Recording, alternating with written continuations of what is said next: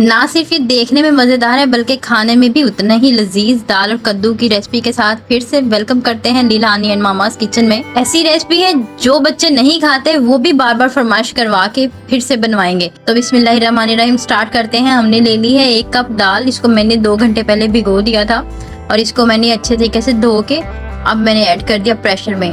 کدو شریف لے لیے تھے، تقریباً 1.5 کلو کدو تھا اور میں نے اس کو ایک سائز میں کاٹ لیا ہے۔ اس کو موٹا بڑا چھوٹا ایسے نہ کاٹا کریں، ایک پرفیکٹ سائز سے کاٹا کریں۔ اب میں نے لے لیے تھے 4 پیاز، 4 میں نے پیاز اسی سائز کے لے کے ان کو باریک چاپ کر لیا تھا سلائسز کے اندر، اور میں نے ٹماٹر 2 لے لیے تھے، اس کے چھلکے اتار کے ان کو بھی چاپ کر لیا۔ 2 ہری مرچیں لی ہیں اور ان کو سلائسز میں کاٹ لیا ہے۔ اب اس چمچ کے ساتھ ہم اپنے اسپائسیز ایڈ کریں گے۔ مسالے، نمک ہے میرے پاس 1 ٹیبل اسپون، کٹی ہوئی مرچ جو کہ آپ کے پاس 1 ٹیبل اسپون ہے، سرخ مرچ پاؤڈر ہے 1/2 ٹیبل اسپون، اور 1 ٹیبل اسپون دھنیا پاؤڈر، اور 1 ٹیبل اسپون ہی ہم نے ثابت گرم مسالہ لے لیا ہے، اور ہلدی ڈال دیں گے تقریباً 2 سے 3 چٹکیاں، اور 1 گلاس پانی ڈال کر اس کو ہم پریشر لگا لیں گے 20 منٹ کے لیے۔ 20 منٹ آپ نے درمیانی آنچ پر پریشر لگانا ہے، زیادہ آنچ نہ کریے گا۔ 20 منٹ کے بعد اس کو ہم چیک کر لیتے ہیں کہ اس کی پوزیشن کیا ہے۔ دیکھیں یہاں پر سب چیزیں گل گئی ہیں۔ اس کے اندر ہم ادرک اور لہسن ڈال دیتے ہیں۔ ادرک کا میں نے پاؤڈر لیا تھا 1 ٹیبل اسپون، چاہیں تو ادرک فریش بھی ڈال سکتے ہیں۔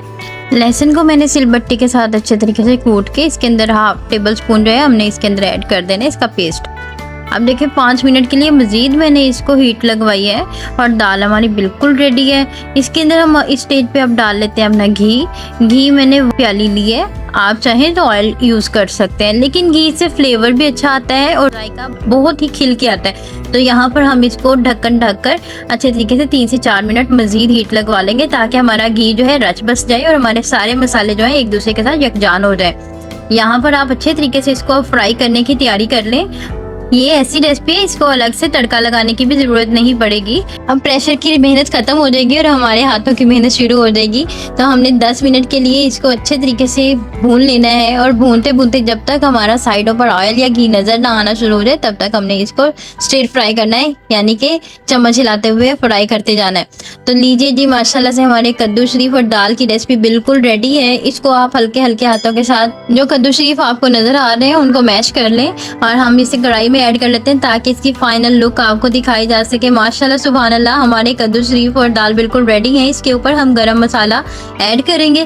گرم مسالہ آپ اینڈ پر ہی ڈالا کریں، اسی سے اس کے جو ہیں فلیورز وہ کھل کر آتے ہیں اور بڑے زبردست سے جو ہیں اس کے ٹیکسچر کے اندر گل مل جاتے ہیں۔ تو لیجیے ہم اسے اب پلیٹ میں سرو کرنے کے لیے ریڈی کرتے ہیں۔ ڈال دیے اور اب ہم چپاتی کے ساتھ، نان کے ساتھ یا کلچے کے ساتھ، کسی بھی چیز کے ساتھ آپ اسے کھائیں پیئیں اور موج کریں، اور مجھے دعاؤں میں یاد رکھیے گا۔